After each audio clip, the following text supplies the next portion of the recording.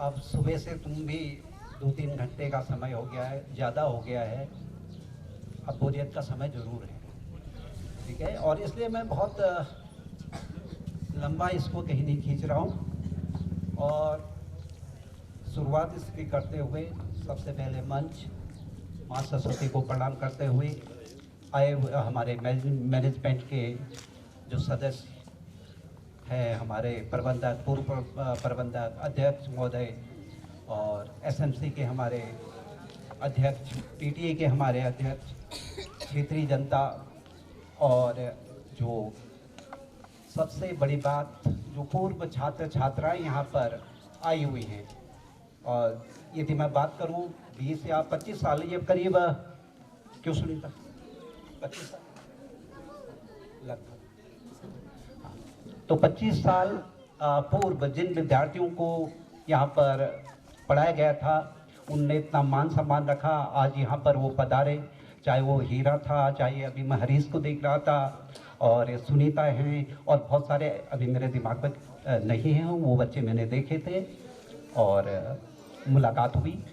और फिर एक बहुत बड़ी बात होती है, और यदि इतने लंबे समय को, यदि 33-34 साल का एक लंबा समय होता है, तो इसको कुछ पलों में यहाँ पर बोल देना संभव नहीं है।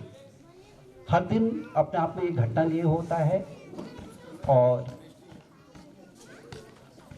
जैसे पूर्व जो वक्ता हैं उन्होंने बताया कि 21 मार्च 1991 में मेरी यहाँ पर ज्वाइनिंग हुई थी, और मुझे अच्छी तरीके से याद है वो दिन बृहस्पतिवार का वो दिन था। और संयोग देखिए, वो 29 फरवरी जो मेरा रिटायरमेंट का दिन है, वो भी उस दिन भी बृहस्पतिवार है। शायद इसका कहीं ना कहीं रोल होता है। और जो ये विदाई समारोह का जो हमारा पहले का जो कार्यक्रम था वो 21 मार्च का था, लेकिन इलेक्शन ड्यूटीज आने की वजह से वो नहीं हो पाया, तो उस दिन भी बृहस्पतिवार था। और वो 21 मार्च वही होता जो मेरा 21 मार्च ज्वाइनिंग डेट होती।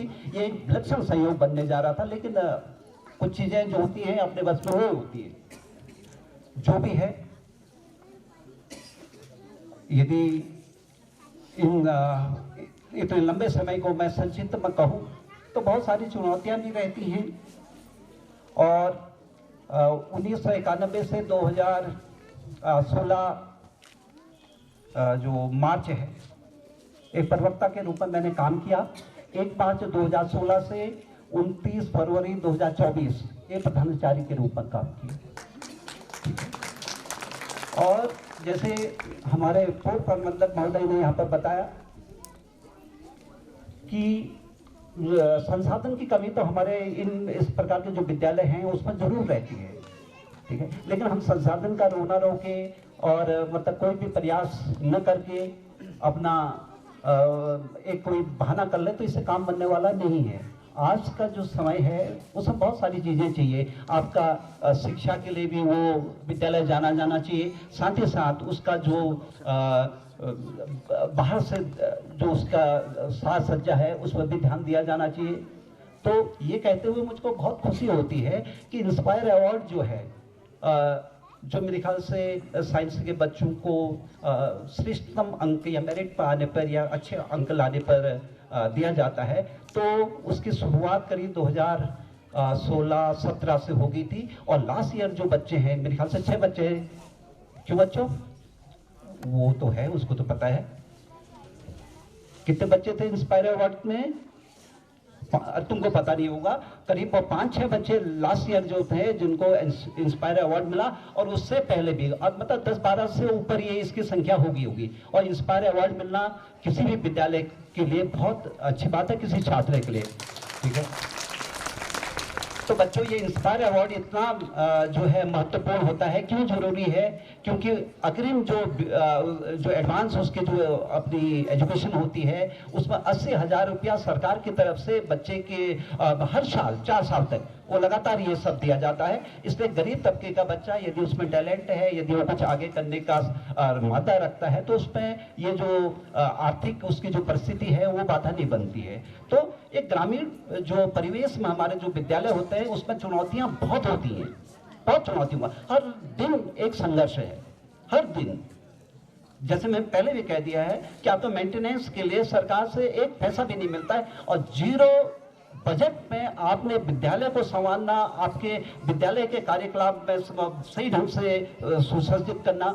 अब मैं आपको प्रिंसिपल रूम की एक बात बताता हूँ, ठीक है।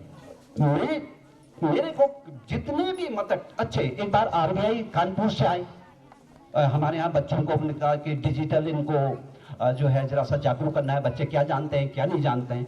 तो वो सर, उनके मैनेजर जो थे, जब आए हो उस रूम में, तो आपने तो बहुत खुश हो गए कि आपका जो ये कैबिन है तो बड़ा शानदार है, और वास्तव में शानदार बनाने के लिए प्रयास किए हैं, और ये ऐसे ही नहीं हो जाते हैं कोई शानदार, बहुत प्रयत्न होते हैं, बहुत प्रयास होते हैं। और दूसरा डीओ साहब आए हमारे, उसमें जब हमारे यहाँ पर वो चल रहा था, हाईकोर्ट के जज यहाँ पर आए थे, तो सारी चीज़ें जो हमारी हो, चाहे वो टीचर्स प्रोफाइल हो, चाहे वो आपकी समितियाँ हो, चाहे और चीज़ें हों, सबकी फोटोग्राफ हो, वो यहाँ पर लेके शायद वो दूसरे स्कूल में उसको अप्लाई करने के लिए कहें, और वो नियम भी है।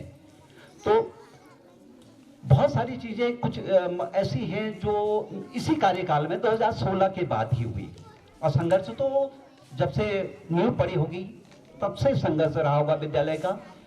कैसे उन्होंने बजट जुटाया, कैसे उन्होंने विद्यालय को आगे बढ़ाया, वो तो रहा ही होगा, उसमें कोई दो राय नहीं। और जैसे हमारे सर अभी पांडे जी ने बताया, ठीक है, वो परिस्थितियाँ हमने वो परिस्थितियाँ उतनी ज़्यादा नहीं देखी, लेकिन हमसे ज़्यादा उन लोगों को इस चीज़ का अनुभव है, उन्होंने उस सब चीज़ को झेला है। और फिर भी 15-20 साल हमने ये अपने जो सीनियर लोग हैं उनके साथ यहाँ पर काम किया है, और उनके अनुभव का हमको लाभ जरूर मिला है।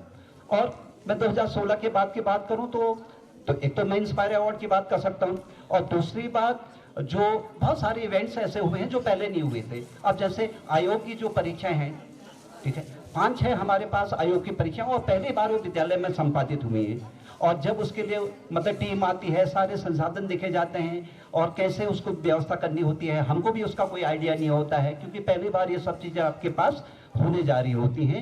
तो उस सब के लिए प्रयास किया, बल्कि जो पहला ही जो हमारा अटेम्प्ट था, दूसरा जो अटेम्प्ट था, जो भी उनके ऑब्जर्वर यहाँ पर आए थे, वो इस व्यवस्था को देख के इतने खुश हुए कि आपका जो है, मैं सेक्रेटरिएट में जाके बात करूँगा कि आपने इतने अच्छे ढंग से इन परीक्षाओं को यहाँ पर संपादित किया है। बोर्ड परीक्षाओं का मैं बात करूँ तो बोर्ड परीक्षाओं को तो कुछ नहीं है, जब से हमने ज्वाइनिंग की 1991 से, तब से हम बोर्ड परीक्षाएं अच्छी तरीके से संपादित कर रहे हैं। और दूसरी बात, ये कोरोना पीरियड की यदि मैं बात करूं तो कोरोना पीरियड भी एक नया पीरियड था। 2016 के बाद कोरोना भी एक नई चीज थी। सरकार की गाइडलाइन थी कि एसओपी आप जो लागू करें, एसओपी जो है, बच्चे जो है एक दूसरे से सटे नहीं, और 2-2 फुट का उनके बीच पे गैप बना रहे। ये प्रैक्टिकल है नहीं, ये प्रैक्टिकल नहीं है कि हम कैसे मतलब विद्यालय में ये चीजें संपादित कर सकते हैं। तो जो भी है, उस परिस्थितियों में भी सही ढंग से, चाहे टॉयलेट्स की सफाई हो, चाहे कुछ भी हो, वो अच्छी तरीके से, और हाइजीन वाली बात हुई, और वो क्या बोलते थे, वो सैनिटाइजर, और रोज सैनिटाइज, और विद्यालयों ने उसका पालन किया या नहीं किया ये मैं नहीं कहता, लेकिन हमारे विद्यालय में रोज उनका हमने सुबह हाथों को सैनिटाइज किया जाता था, और उनका टेम्परेचर लिया जाता था। और बच्चा कभी कभी दूर दूर से आता था, उसका टेम्परेचर ज़्यादा दिखता था, तो उसको किनारे करके और थोड़ी देर में नॉर्मल हो जाता था। मतलब कुल मिला के परेशानियाँ उस पीरियड के अंदर बहुत रही कोरोना की, और हमारे ही नहीं पूरे देश में रही, पूरे विश्व में रही। और ये जो अभी ये योगेश कह रहे थे, ये फूलों का मुझको अच्छे तरीके से याद है। यहाँ पर 2 बार हमने पाम के वो लगाए, तो उसके पीछे एक मकसद था कि यदि पाम यहाँ पर, और तो इतने सुंदर 2-2.5 साल तक वो पाम के दोनों हुए, लेकिन 2-2.5 साल के बाद अपने आप शायद वो क्लाइमेट सूट नहीं किया, चाहे कुछ नहीं, पता नहीं क्या रहा हो, तो वो पाम के अपने जो पौधे थे वो नहीं हो पाए। लेकिन ये जो पौधे देखे, ये यूं ही नहीं हो गए, इनके ऊपर कैप डाला जाता था शाम को, और जब सुबह आते थे वो कैप निकालते थे। और बच्चों से देखो, एक चीज बहुत समझने की है, यदि बच्चा यहाँ पर घूम रहा है तो उसके आसपास क्यारियों का होना बहुत मुश्किल काम है। और हमारे ग्रुप में जितने भी जुड़े हैं, मैं सबसे पहले, मैं स्कूल का, कोई भी स्कूल की यदि फोटोग्राफ आती है तो सबसे पहले मेरी निगाह ये आती है इसकी विद्यालय में फूल को कैसे मेंटेन कर रखा है। और मुश्किल से आप कोई भी जीआईसी ले लीजिए, कोई भी जीआईसी, ठीक है, कोई भी जीआईसी, एक भी जीआईसी नहीं, ठीक है, जिनके पास इस प्रकार की सज्जा हो, अरे भैया उनके पास तो बजट है 50,000 पर ईयर का आपके पास मेंटेनेंस का खर्चा आता है, और भी आपके इको क्लब का है, दुनिया भर की है उनके पास, तो वो तो कर सकते हैं, कुछ भी कर सकते हैं। लेकिन जीरो बजट में आपको एक सही ढंग से विद्यालय को व्यवस्थित करना ये बहुत मुश्किल काम है। अब वो जो ग्रीन पेंट आप देख रहे हैं वहां पर सामने, वो ग्रीन पेंट की शुरुआत जो थी वो पहले व्हाइट था, पूरा चुनाई था, उसमें ग्रीन पेंट इतना लगा है, क्योंकि अब सवाल ये होता है कोई भी बिल्डिंग है यदि आप उसको छेड़ते हैं, आपके अंदर सामर्थ्य होनी चाहिए, ये छेड़े तब, यदि आप उसको पूरा आप उसको सही ढंग से उसको संपन्न कर सके, आधा अधूरा किसी भी चीज का अच्छा नहीं होता है। तो शुरुआत हमारी वहां से, फिर लेखन हुआ उसमें, धीरे धीरे उसमें मतलब जो ये स्लोगन थे या ये प्रार्थना, वो सारी चीजें इसमें लिखानी शुरू। कई बार हमने इसमें पेंट लगा, 3 बार उसमें पेंट हो गया है।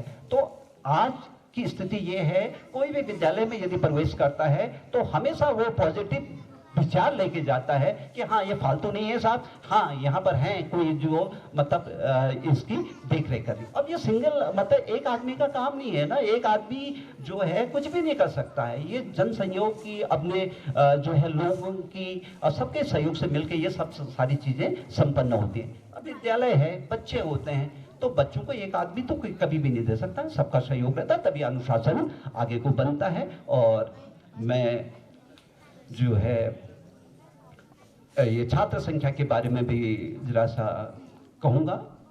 जरा सा छात्र संख्या, कोई भी विद्यालय ऐसा नहीं है, 152 स्कूल हैं अल्मोड़ा डिस्ट्रिक्ट के अंदर जो कि जिनकी 10 से कम आपकी छात्र संख्या है।